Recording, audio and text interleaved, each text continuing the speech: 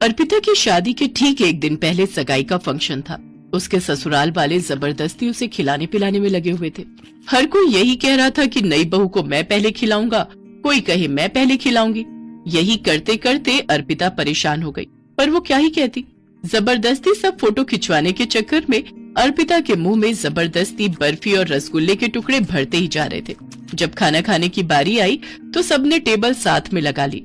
अर्पिता खाओ ना, तुम तो कुछ खा ही नहीं रही हो। अगर अभी भूखी रहोगी तो कल फिर फेरों के समय तुम्हें भूख लगेगी। हाँ। अरे साले साहब, अर्पिता को भी तो कुछ खिलाओ, खुद ही खाए जा रहे हो। जीजू मैंने कहाँ मना किया है, खा लो अर्पिता, नहीं तो सब मुझे ही दोष देंगे। अरे तुम सब छोड़ो, अर्पिता बहू मेरे हाथ से गुलाब जामुन खाएगी। क्यों, खाओगी ना? अर्पिता क्या ही कहती, वो चुपचाप अपनी होने वाली सास के हाथों से पूरा गुलाब जामुन खा लेती है। अब तो होने वाली मामी, बुआ, मासी, भांजा, भांजी, भतीजा, भतीजी सब अर्पिता के मुंह में जबरदस्ती खाना ठूस रहे थे। अर्पिता परेशान तो हो रही थी, पर वो नए बनने वाले रिश्तों का दिल रखने के लिए चुपचाप उस समय सगाई के फंक्शन में खाती रही। उस रात तो जैसे तैसे अर्पिता सो गई। अगले दिन उसकी शादी थी। शादी के फंक्शन में भी सुबह से रीति रिवाज शुरू हो गए, तो मायके में आए मेहमानों ने सभी रीति रिवाज निभाते हुए अर्पिता को कुछ न कुछ खिलाना शुरू कर दिया। जो मेहमान आए अर्पिता के मुंह में मिठाई और खाने की चीजें खिलाते रहे। बस चाची जी, और मन नहीं है। अरे थोड़ा सा तो खा ले, फिर शादी के बाद हम कौन सा खिला पाएंगे। हाँ। अभी तो मेरी बारी रह गई, रुको, ये ले बिटिया, एक निवाला मेरी तरफ से भी। खा, तू भी क्या याद रखेगी, तेरी ताई ने तुझे खाना खिलाया। मम्मी बस मुझे और भूख नहीं है। ये रीति रिवाज कितनी देर और चलेंगे? अभी अंकित के मम्मी पापा भी आकर गए हैं, उन्होंने भी मुझे बहुत सारा खिला दिया है।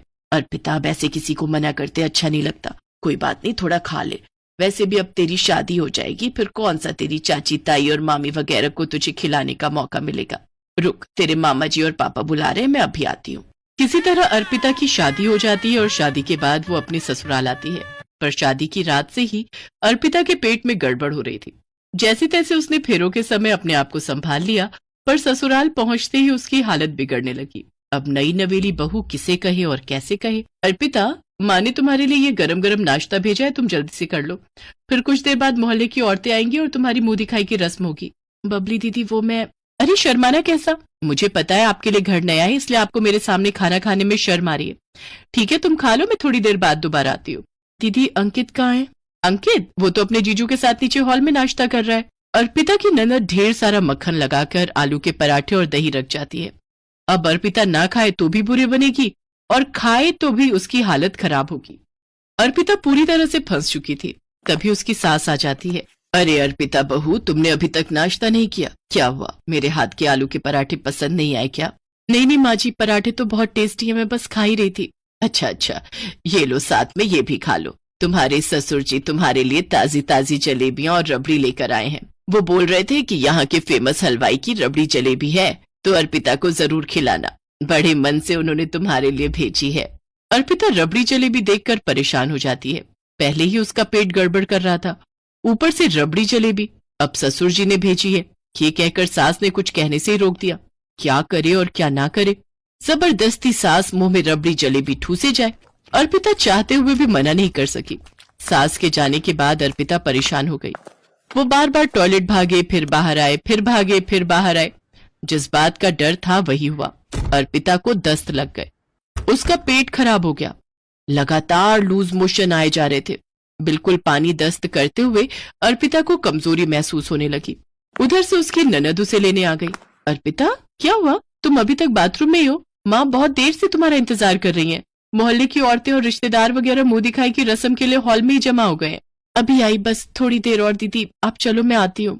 ठीक है, नीचे आने से पहले मुझे आवाज लगा देना।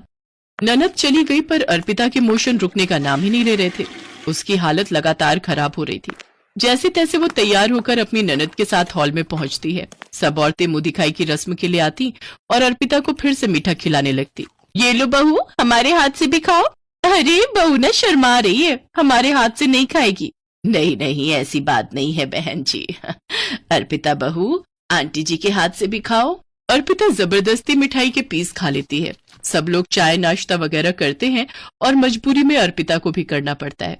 अब अर्पिता से वहां बैठा नहीं जा रहा था, उसे फिर से लूज मोशन आने लगता है। वो अंकित को आवाज लगाती है, पर अंकित दोस्तों और रिश्तेदारों में बिजी था। अर्पिता से रुका नहीं जा रहा था। वो फौरन अपने कमरे की ओर भागती है और सीधे टॉयलेट में जाती है। कुछ देर बाद उसे आराम पड़ता है, पर अब उसकी हालत बिगड़ती ही जा रही थी। अर्पिता को चक्कर आने लगते हैं। उसका पेट भी दर्द हो रहा था। वो बेड पर लेट जाती है, तभी उसकी सास कमरे में आती है। क्या हुआ अर्पिता बहू, तुम्हारी तबीयत तो ठीक है ना? जी माँ जी, मैं ठीक हूँ, बस ऐसे ही। अर्पिता अपनी सास की बात का जवाब भी नहीं दे पाती कि अचानक उसे फिर से लूज मोशन आ जाता है और वो टॉयलेट में भाग जाती है। कुछ देर बाद अर्पिता जब बाहर आती है तो उसकी सास के साथ साथ ननद भी वहीं खड़ी थी। क्या हुआ अर्पिता भाभी, आप कुछ छुपा रहे हो? दीदी, माँ जी, वो मुझे ज्यादा हैवी खाना खाने से दस्त लग गए हैं। कल रात से पेट बहुत गड़बड़ कर रहा है। ओह ओह। कहते कहते अर्पिता बेहोश हो जाती है। उसकी सास और ननद दोनों घबरा जाती हैं। अरे अर्पिता बहू, क्या हुआ? बबली, एक बार अंकित और अपने बाबूजी को बुला कर ला। अर्पिता की ननद अंकित और अपने बाबूजी को बुला कर लाती है। अंकित डॉक्टर को फोन करता है। डॉक्टर आती है और अर्पिता का चेकअप करती है। अगर मेरे आने में थोड़ी देर हो जाती तो अर्पिता को हॉस्पिटल में एडमिट करना पड़ता। कोई घबराने की बात तो नहीं है ना डॉक्टर? नहीं, अब डरने की कोई बात नहीं है। मैंने इंजेक्शन दे दिया है, लूज मोशन रुक जाएंगे। पर अर्पिता को बिल्कुल भी हैवी खाना नहीं देना, बहुत लाइट खाना देना है, जैसे जूस, फ्रूट्स, खिचड़ी, दलिया, दही वगैरह, और कुछ भी तला भुना या फिर ज्यादा मीठा नहीं देना। डॉक्टर अर्पिता को दवाई और इंजेक्शन देकर चली जाती है। कुछ देर बाद अर्पिता को आराम पड़ता है। अर्पिता बहू, तुमने पहले क्यों नहीं बताया? वैसे देखा जाए तो गलती हमारी ही है। हमें भी इस बात का ख्याल रखना चाहिए था कि बहू कितना ही खा पाएगी। वो भी अपने मायके से आई है। 2-3 दिन उसने वहां पर भारी खाना ही खाया होगा। ऊपर से हमने उसको इतना जबरदस्ती खिला पिला दिया। छोटा सा तो पेट है मेरी बहू का। हाय मेरी लाडो, देखो चेहरा कैसे मुरझा सा गया है। माँ, मैं अभी अर्पिता के लिए फलों का जूस निकाल कर लाती हूँ। सॉरी अर्पिता, मैं भी तुम्हारा ख्याल नहीं रख सका। बहू, जब तुम्हारा पेट खराब था तो तुम मना कर देती। तुमने हम सबका दिल रखने के लिए हमारी लाई हुई चीजों को बिना कुछ कहे खा लिया, ताकि हमें बुरा न लगे। कमला, हमारी बहू बहुत संस्कारी और समझदार है।